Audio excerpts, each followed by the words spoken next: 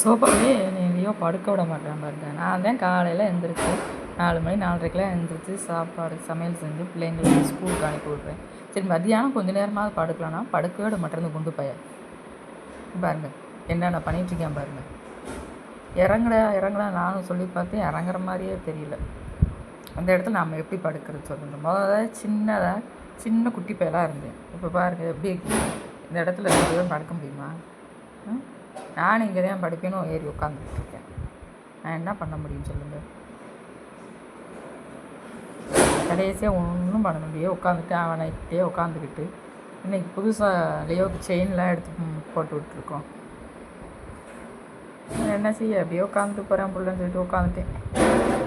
கடைசியாக நீ படுக்கவே விடலை பார்த்துக்கோங்க. பகலில் கொஞ்சம் நேரமாக தூங்கினாலும் மனசு கொஞ்சம் நல்லா இருக்கும், ரிலாக்ஸாக இருக்கும், மைண்டு ஃப்ரீயாக இருக்கும்.